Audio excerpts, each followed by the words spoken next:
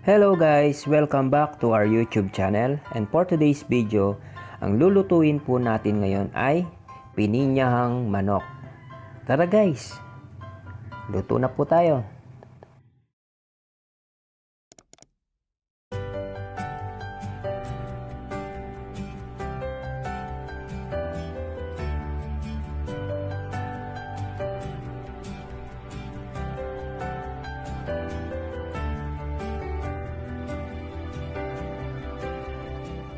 Ito po ang mga ingredients: bawang, sibuyas, kamatis, carrot, red bell pepper, Del Monte pineapple tidbits, at ang hiniwang manok. First step guys, gamitin ang syrup ng pineapple tidbits para ipambabad sa mga manok ng 30 minuto bago ito iluto.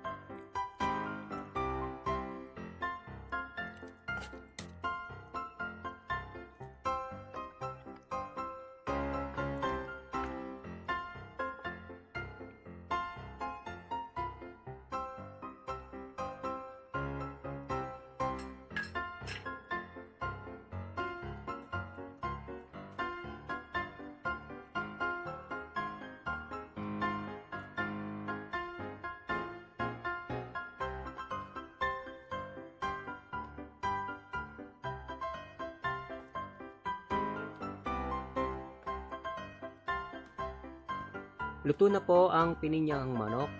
Pwede na po itong serve habang mainit.